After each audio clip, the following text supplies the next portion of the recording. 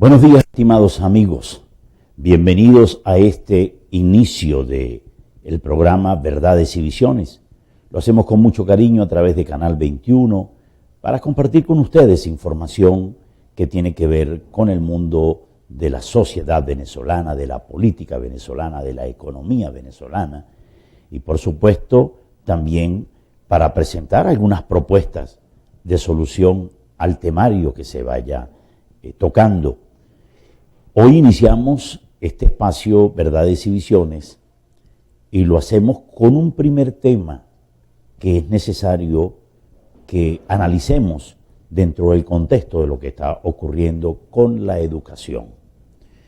Se inicia el año escolar 2023-2024, un año escolar que está cargado de muchas incógnitas porque la infraestructura educativa está bastante deteriorada.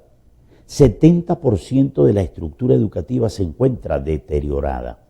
Escasamente un 30% se puede decir que está medianamente aceptable para que los estudiantes cursen sus estudios en estas edificaciones educativas.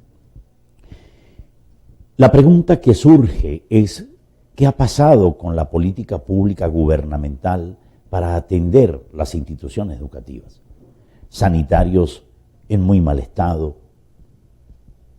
terceros pisos de los edificios de los liceos que se encuentran incluso inhabilitados porque es imposible la presencia allí de los estudiantes y de los profesores.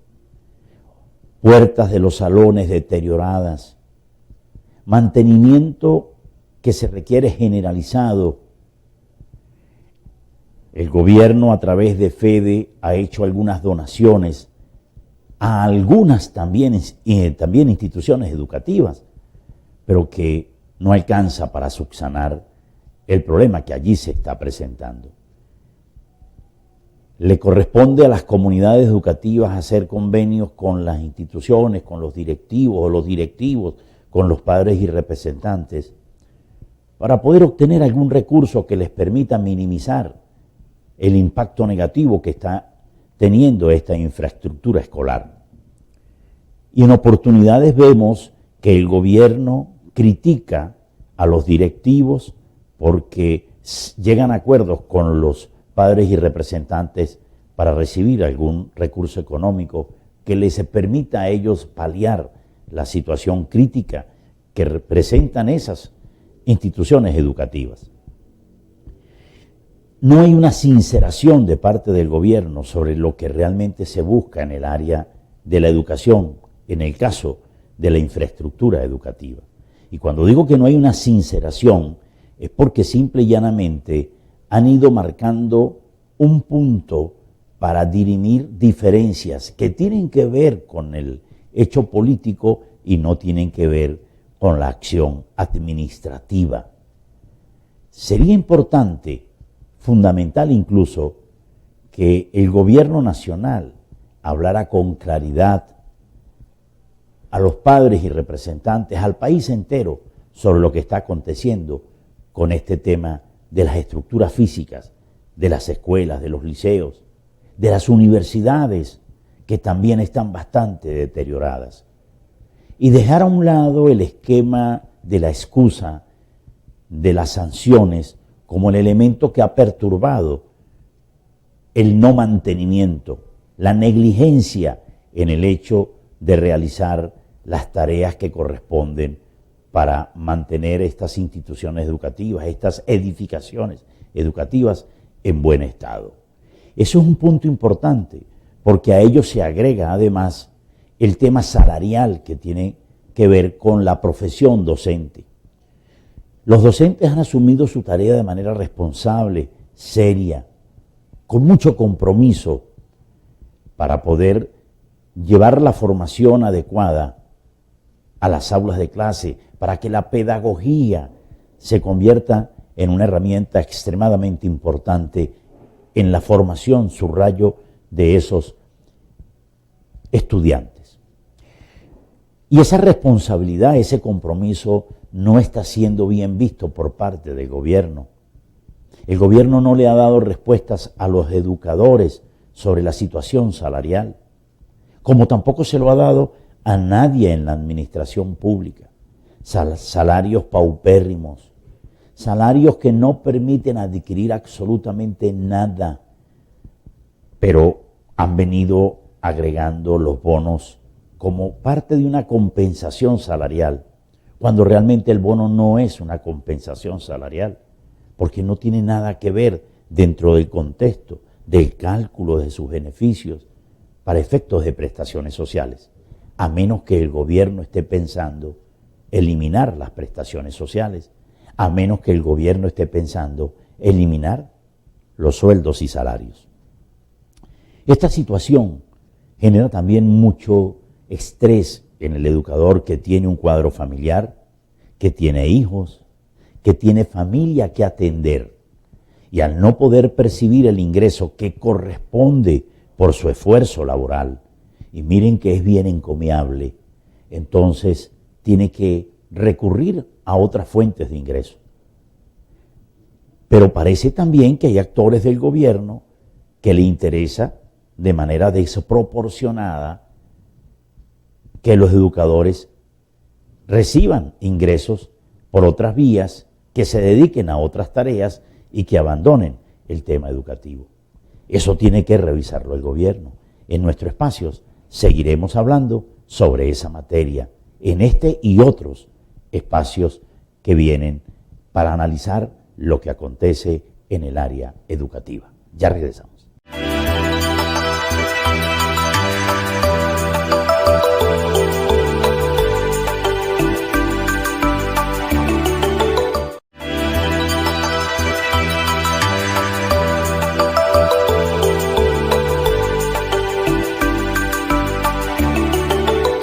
Retornamos a nuestro espacio Verdades y Visiones con Arturo Molina.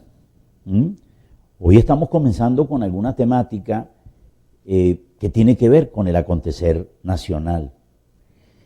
Y quiero hablarles ahora de los servicios públicos. Los servicios públicos en Venezuela se han convertido en un calvario para los ciudadanos. El gobierno no termina de dar una explicación a lo que acontece.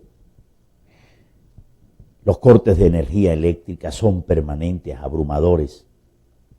Sofocante el calor de lo que está ocurriendo dentro del espacio de la naturaleza, termina sofocando los hogares que tienen que vivir bajo el encierro al no tener la electricidad. Y además con los cortes de manera inoportuna, no son programados, aun cuando no hay explicación. ¿Por qué lo hacen? Tampoco hay una programación para hacerlos, de manera de que los ciudadanos puedan estar enterados de estos cortes. Pero es que el tema de la electricidad, que ya es un calvario, es un momento que está frustrando, que está creando caos en las familias, también entra el tema del Internet. Es decir, la baja calidad de un servicio que hoy en día es en extremo importante, porque nos movemos dentro del área de la tecnología. Estamos en un mundo altamente tecnificado y el Internet en Venezuela es de muy mala calidad, de muy baja calidad. Y el gobierno no responde ante eso, ante lo que le compete al gobierno en la materia, ante su responsabilidad. Pero hablemos de la gasolina. El tema de la gasolina es otro de los elementos que ha venido generando conflicto en los ciudadanos. Precios que están por encima de los ingresos salariales o de los ingresos de cualquier ciudadano, no solo del que depende de la administración pública, sino también el que tiene un salario privado. Y sin embargo, aún cancelándola al precio en dólares como la fijó el gobierno, que por cierto no le gusta hablar de la dolarización, pero que es una realidad que está en el escenario nacional, este precio de la gasolina es cancelada por los ciudadanos para poderse mover dentro del perímetro en el cual hace uso del vehículo, no por dar un lujo, sino por una necesidad de movilización de un espacio, de un área en un momento determinado a otro. Y hablemos además también, fíjense, de la electricidad, de la educación, el tema de la salud. La salud tampoco está siendo atendida por el gobierno nacional. Hay un descuido total. Está la infraestructura que no la ha construido este gobierno, infraestructura que viene de gobiernos anteriores, pero que es un bien público, es un bien de todos los venezolanos y es una obligación del gobierno cuidarlo. Ahí está la infraestructura, también está deteriorada, pero es que también se asoma que no hay insumos para atender a los ciudadanos que van a ir por el auxilio. Es altamente costoso poder resolver el tema de salud en Venezuela.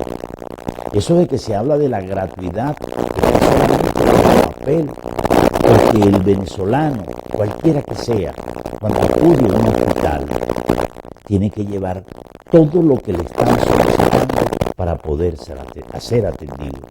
Y de no llevarlo, simplemente no recibe la atención. Pero aquí quiero recalcar algo. La atención de los médicos, de las enfermeras, del personal que labora en el área de la salud es buena. Es buena. Los venezolanos son bien recibidos. Que no existan los materiales, que no existan los insumos, que esté deteriorada la estructura física, que no hay cómo sacar una placa. Eso es una cosa que debe atender el gobierno y no lo ha hecho. Acudir a un centro hospitalario privado es imposible, por lo que ya hemos expresado, porque es muy costoso. Algunos podrán hacerlo, bendito sea Dios, otros no podemos hacerlo y tenemos que recurrir al sistema de atención en la salud pública. Pero al encontrarnos con estos hechos, mucha gente se pregunta, ¿y qué está haciendo el gobierno también en materia de salud? ¿Por qué hay tanto descuido, tanta negligencia en estos espacios? ¿A dónde queremos llegar o a dónde quiere llegar el gobierno con este tipo de situación? ¿Es que acaso no basta la precariedad por la cual están pasando los venezolanos para poder alimentarse, para poder subsistir en esta crisis que ha golpeado muy duro el seno familiar? ¿Dónde está en consecuencia la disposición del gobierno para ayudar a solventar este tipo de situación? Y que cuando los venezolanos acudan a los centros de salud puedan, además de la atención muy buena por parte del personal que allí está, de los que se mantienen, de los que aún no se han ido del país, también puedan tener el beneficio del insumo para que puedan curar su herida o para que puedan ser atendidos como se lo merecen. Esa situación deja en el aire un vacío tremendo en el tema de los servicios públicos. Y a veces los venezolanos nos preguntamos, ¿cuál es la intencionalidad o el propósito que realmente se persigue cuando hay un descuido en esta materia? ¿Qué es lo que realmente está sucediendo en el seno del gobierno? Porque no hay respuesta alguna. No hay una situación que alguien pueda asumir y decir lo que realmente ocurre es esto. Siempre hay un planteamiento que el ciudadano lo recibe como una excusa y de eso la gente se cansa. Y con el respeto que nos merecemos todos y que se merece el gobierno también, debería de existir un mecanismo de comunicación que no raye en la práctica de lo publicitario para culpar a otro, para decir que eso que está aconteciendo es problema del otro, sino que sea asumido en el contexto del compromiso y la responsabilidad que al gobernante le es concedido cuando el elector, el ciudadano, lo coloca en este tipo de puestos para que gerencie la administración pública. Ahí les dejo eso. Vamos al corte, ya regresamos.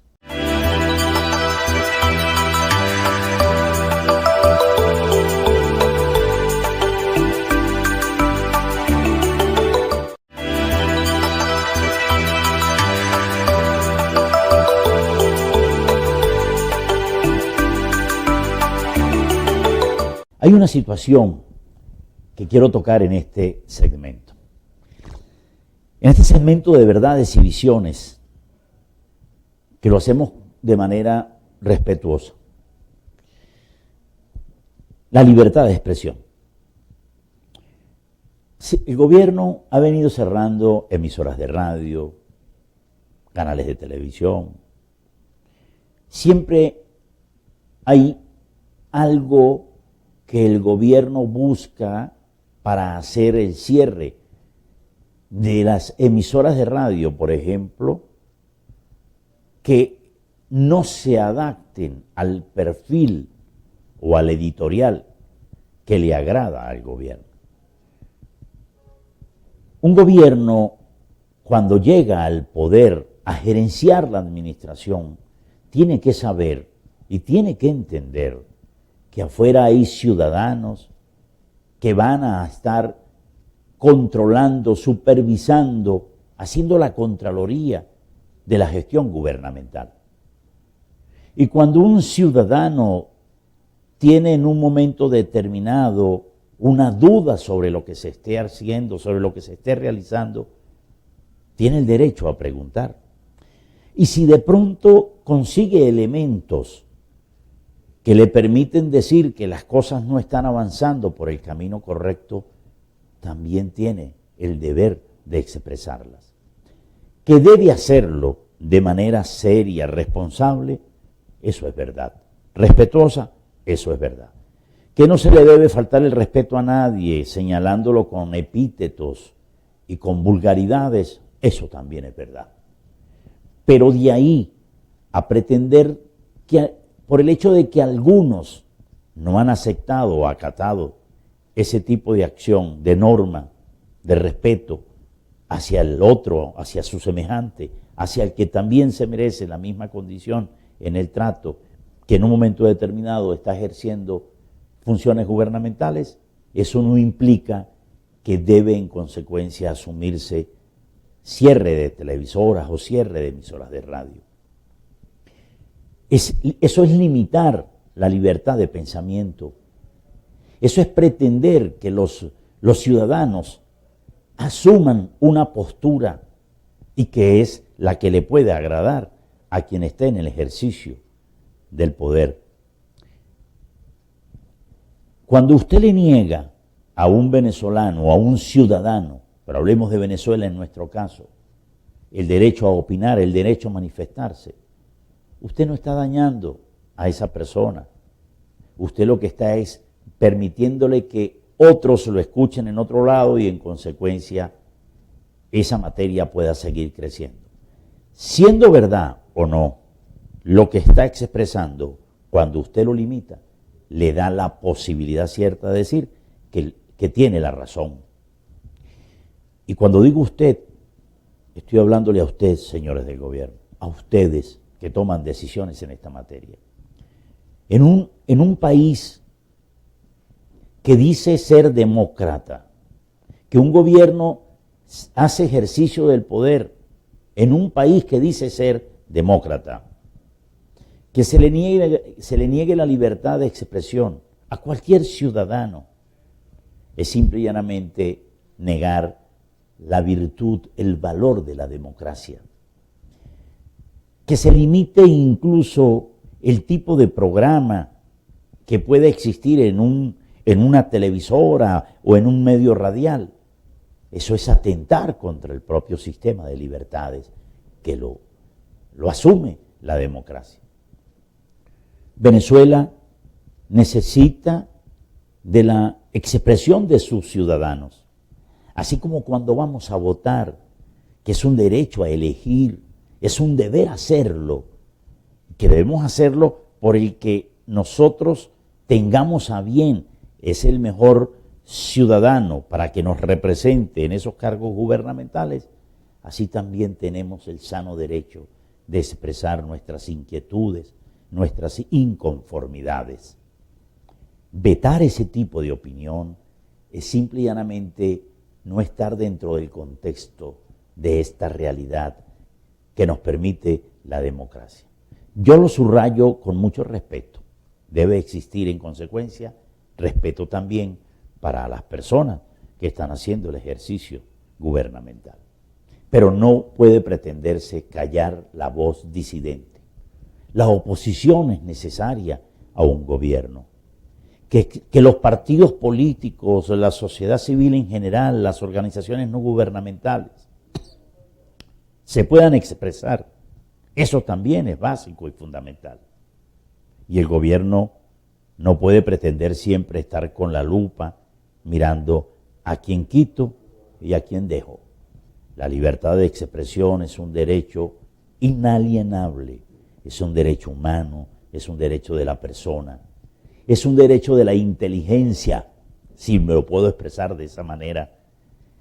Es un derecho a sentirnos diferentes el uno con el otro y en consecuencia no tiene por qué ser coartada en un momento determinado por gobernante alguno. Que los propietarios de los medios de comunicación no sean afectos al gobierno, tampoco tiene que ser un propósito para cerrarle la emisora o el canal de televisión. Atentar incluso contra las redes sociales, porque ciertamente hay quienes hacen uso inadecuado de esas redes sociales, pero que por ello se pretenda atentar, crear leyes que generen zozobra, leyes que limiten cualquier sistema de expresión en cualquier medio, llámese radio, televisión o redes sociales, es ir contra el sentimiento y el valor propio de la democracia. Repito, la libertad de expresión no tiene por qué ser coartada. Que se quiten a algunas personas diciéndole que no se les renova la licencia, a otros que no están de acuerdo porque violentaron una normativa y no exista la sanción, sino que simple y llanamente se les quita la posibilidad de mantenerse en el espectro nacional. Eso llama a la reflexión, nos obliga a estar pendientes de la actuación de los gobernantes en el temario que están adelantando dentro del marco del ejercicio del poder, de la responsabilidad que le dio el ciudadano para ejercer la administración pública. Hoy, nosotros desde Verdades y Visiones queremos llamar a la reflexión al gobierno nacional, a que tome en serio el tema de la revisión sobre la limitación que quieren hacer a la libertad de expresión. El pensamiento único es imposible, e incluso en aquellos países donde lo han pretendido aplicar, siempre a escondidas ha existido la disidencia. Entonces se convierte en un tema de persecución, se convierte en un tema de acechar a los ciudadanos para obligarlos a actuar a como al gobierno mejor le parece. Y eso no es posible. De manera que en pleno siglo XXI, en este que estamos viviendo, en el año 2023, que ya estamos por su mes 10, nosotros expresamos a través de nuestro espacio Verdades y Visiones que la libertad de expresión no tiene por qué ser limitada absolutamente por nadie, pero sí nos apegamos al hecho de decir que tiene que existir el respeto y que cualquier crítica que se haga debe ser de manera apropiada, de manera constructiva, porque el país lo necesita, el gobierno necesita de la disidencia y todos necesitamos estar bien informados. Vamos al corte, ya retornamos.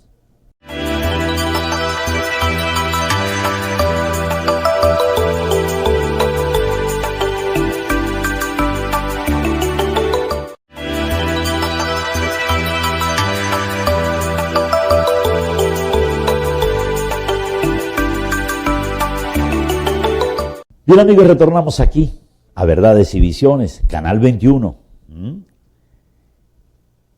Y usted allí en su casa estará analizando muchas cosas, pensando muchas cosas. Yo no le pido a nadie que esté de acuerdo con mis comentarios, porque lo que sí me gusta es que usted saque sus propias conclusiones, que usted sea el actor de sus propias decisiones, que nadie lo manipule en lo absoluto con la información que está rodando, que usted la investigue, que busque diversas fuentes, y que en ese contexto usted tenga su propia opinión. Eso es importante y fundamental.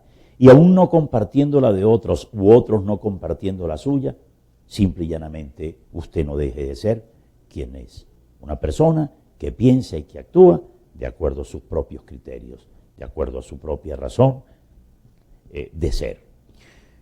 Y entonces ahora voy a entrar en un tema que tiene que ver con el tema de un sector de la oposición, porque la oposición en Venezuela no es única, es diversa. Pero me permito tocar este tema porque en lo personal me agrada que se le esté consultando a los ciudadanos sobre algunos liderazgos, sobre algunas personas que tienen la intencionalidad de representarnos en el contexto de la administración, en el contexto del gobierno nacional, regional, municipal, local. Y en este caso voy a referirme al tema de las primarias. Las primarias y un sector de la oposición que se denomina plataforma, la plataforma democrática. Esas primarias han venido presentando una serie de dificultades desde el propio inicio, desde el momento en que se conciben, que además es una idea extraordinaria, permitir que los venezolanos se expresen. Eso es muy bien, y la primaria es un mecanismo que recoge esa expresión. Pero cuando también es limitada, libertad de expresión, limitaciones de participación, fíjense las cosas, cuando también es limitada a que allí solamente participan algunos, porque una cúpula así lo decide, deja de ser un hecho democrático, deja de ser un hecho abierto y le niega entonces la participación a otros simple y llanamente porque no comparte lo que esa cúpula quiere. Que la primaria debió haber permitido la participación de todos los actores de la oposición, esa era la estrategia válida, esa era la correcta. Que le haya negado la participación a otro sector de la oposición es un error, pero se admite entonces que ellos también tienen derecho a seleccionar su candidato. Desde esa perspectiva, la primaria entonces se ha convertido en un dilema. Un dilema porque están pautadas para el 22 de octubre del año 2023, del año en curso, pero la directiva de la Comisión Nacional de las Primarias había solicitado la participación del Consejo Nacional Electoral. Para ese entonces, el Consejo Nacional Electoral no dio una respuesta oportuna, eso hay que decirlo también, sobre el tema que se estaba planteando. Y vinieron decisiones de alto nivel para remover a la directiva de ese Consejo Nacional Electoral y nombrar una nueva directiva a través de la Asamblea Nacional. Se dio ese nombramiento, como todos los venezolanos lo conocemos. Resulta que ahora esa nueva directiva del Consejo Nacional Electoral le responde a la Comisión Nacional de Primaria, que va a ayudar técnicamente, que va a facilitar la tecnología que maneja, los espacios que tienen para que se realice esa primaria. Eso ha generado todo un conflicto. Se rechaza, se acepta, se había solicitado. Unos se apegan a la normativa, el Consejo Nacional Electoral expresa en un comunicado público que le dirige a la Comisión Nacional de Primaria, que es el único órgano, el único organismo encargado, exclusivo, para realizar este tipo de procesos en Venezuela, y se acoge a un articulado de la Constitución Nacional. El tema es que entonces la primaria, el sector de la plataforma, la deja ver como un hecho privado, no público, y en consecuencia, a través de ese hecho privado, seleccionar al candidato que esté allí. Y pregunto, o al que los ciudadanos quieran seleccionar, que participen en ese proceso. Y yo a veces me pregunto, yo digo, bueno, caramba, si hay la posibilidad cierta de que el abanico se abra, que el Consejo Nacional esté allí, que se permita entonces la participación de todos los actores de oposición, eso nos lleva a solventar un problema. Si no se permite de esa manera, sino que la exigencia de la Comisión Nacional de Primaria es que lo haga solo con ese sector de la oposición, pues también les ayuda a resolver un problema. Hemos visto por allí muchos inconvenientes con base a los lugares donde donde va a acudir la gente a ejercer su derecho al voto, los que van a participar en este tipo de elección. Muchos dicen que no los conocen. Hemos visto incluso expresiones de candidatos que han dicho, de los propios candidatos que han dicho públicamente que no saben dónde es que van a ir a votar. Nosotros aspiramos que la primaria llegue a feliz término. Nos gusta. En este espacio Verdades y Visiones nos agrada que el colectivo social, el pueblo, los ciudadanos puedan ir a expresarse en las urnas, así sea en ese sector de la oposición, para elegir un candidato allí. Eso dirime un problema. El problema estaría entonces con una participación distinta. Esos actores que están allí participando en esa primaria, que van a ir al proceso electoral del año 2024, a la presidencia de la República, ¿están dispuestos a participar con ese CNE? Porque no hay otra institución que vaya a regular el proceso en Venezuela. ¿Está dispuesto el candidato que surja allí de esa elección primaria a asumir que es ese CNE quien va a regir todo lo que tiene que ver con el proceso electoral nacional? ¿O hay algo que tengan guardado y no quieran expresarlo? Porque eso sería generar más frustración en los venezolanos. Nosotros hemos expresado en muchas oportunidades que el voto es la salida para poder cambiar al gobierno, para dirimir diferencias. Lo mismo tendrá que hacer el sector de la Alianza Democrática. Tendrá que escoger a su candidato, pero al final del camino tendrá que haber un cruce, un diálogo, un acuerdo para presentar un solo candidato del sector de la oposición al candidato único que va a tener el oficialismo. Ahí les dejo eso. Lo seguiremos debatiendo en otros programas. Pero allí, en el ambiente hay disposición. ¿De verdad hay disposición a ir con ese CNE que va a regir el proceso electoral del año 2024 la presidencia de la República? Vamos al corte y ya regresamos.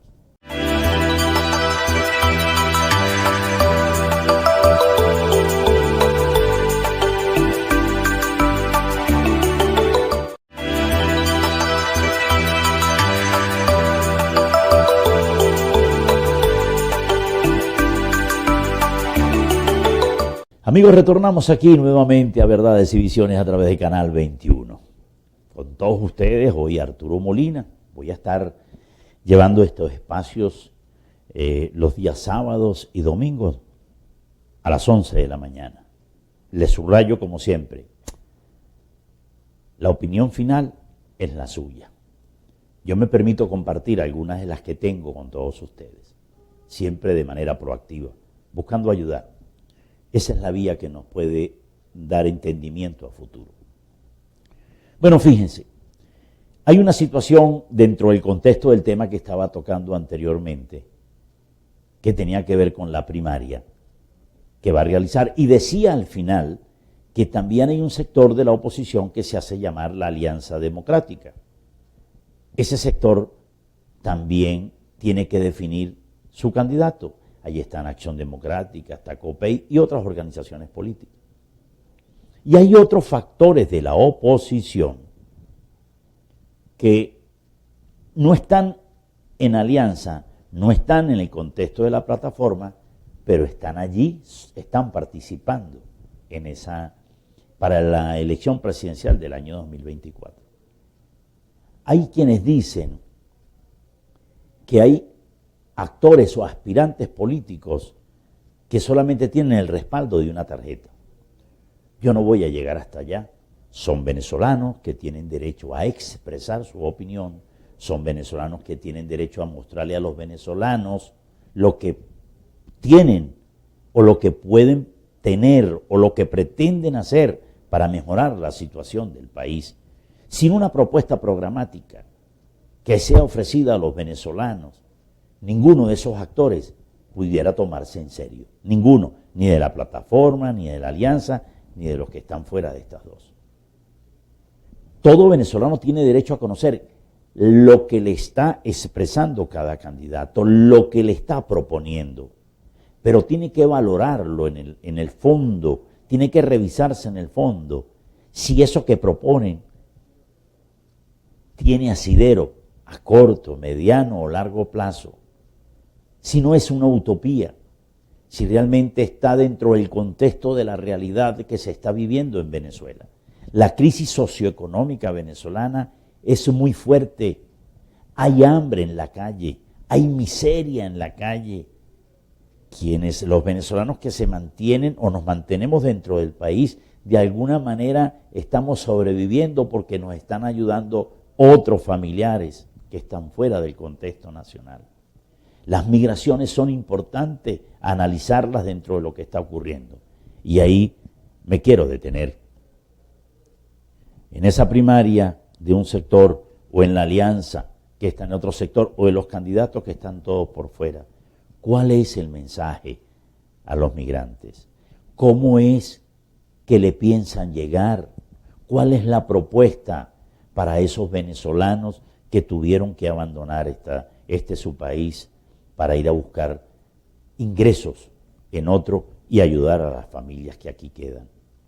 ¿Cómo se va a capitalizar el escenario? ¿Cuál es el mensaje del gobierno para esta situación de crisis que se está padeciendo para poder atraerlos, para reivindicarlos en el contexto nacional?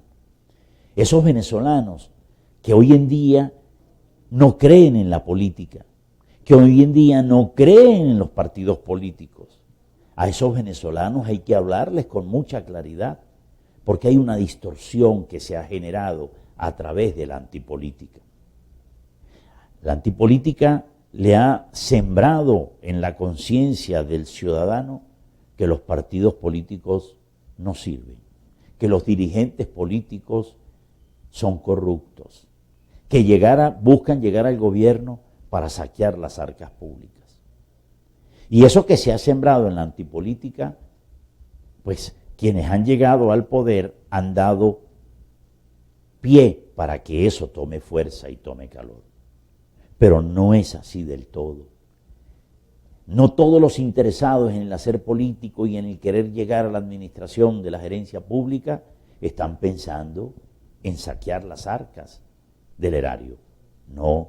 Que hayan algunos que han distorsionado esa posibilidad cuando se les ha brindado también la oportunidad, eso es otra cosa. Allí no puede mediar la impunidad. Entonces los venezolanos tienen derecho a saber a quién van a elegir al final del camino, porque aquí no se trata de quitar a uno para poner a otro. Aquí se trata de brindarle estabilidad al país. Aquí se trata de brindarle estabilidad y gobernabilidad a quien esté en el ejercicio del poder, ese piso de seguridad para hacer las cosas, pero tiene que haber en consecuencia transparencia en lo que se emite y en lo que se hace. Desde esa perspectiva, organizaciones políticas diversas, cada quien está promoviendo escenarios de participación, actividades políticas. Y en el caso de Táchira, por cierto, el próximo se habla de la actividad política que va a realizar el Partido Acción Democrática el próximo 14 de octubre y le llaman el reencuentro de los acción democratistas, de los activistas, de los militantes, de los amigos, de los simpatizantes. 14 de octubre lo promueven con una figura que van a presentar como candidato presidencial. Eso que hace Acción Democrática de la Alianza, eso también lo están haciendo factores distintos que no están, repito, en ninguno ni en la plataforma ni en la alianza, pero que están conjugando tal vez también alianzas propias que son necesarias para abordar el poder. Eso es importante que suceda, porque la gente se mueve, la gente comienza a escuchar y en el debate con base a la propuesta se comienza a enterar y a sacar sus propias conclusiones sobre lo que realmente puede venir en Venezuela y hacia dónde se debe dirigir este barco que hoy en día está muy distorsionado, que se encuentra en suelo muy, pero muy débil. Y el gobierno tiene que entender también que las propuestas no pueden seguir siendo señalando al ayer como el error, porque hoy el ayer lo representa el gobierno. Son 23 y más, creo que 24 años ya en el ejercicio del poder, y lo que estamos viendo los venezolanos es incertidumbre por los cuatro costados. Pero también hay una masa de esos ciudadanos que apoyan o han apoyado al gobierno, que ven con incertidumbre las propuestas del otro sector. Allí es donde pretendo anclar. La conquista no es solamente dentro del matiz de un esquema, de un eslogan. La conquista tiene que ser sustentada con base a la realidad presente. Hay que vivir lo que está viviendo el venezolano para sentirlo, el venezolano que está allá abajo pasando necesidad, para sentirlo y con base a eso poder expresar lo que mejor se quiere hacer en este país, que es de todos los venezolanos, un país con una riqueza natural extraordinaria, que se está explotando de manera desmesurada y que está causando un daño terrible porque no es en beneficio de los venezolanos. Pero es que además de no ser en beneficio de los venezolanos, se le está haciendo un daño profundo a la naturaleza. Eso hay que corregirlo en un debate tan amplio como el que se está viendo. Cuando ya nos están llamando incluso a que expresemos en un referéndum nuestra opinión sobre el tema que tiene que ver con el Esequibo. En ese momento y hacia allá nos están llevando. Cosas que están dentro del marco de la norma de la Constitución, bueno, hoy se nos consultan para ver si existe la protección a lo que es nuestro. Y de aquí en adelante, Verdades y Visiones por Canal 21. Un placer. Muchas gracias.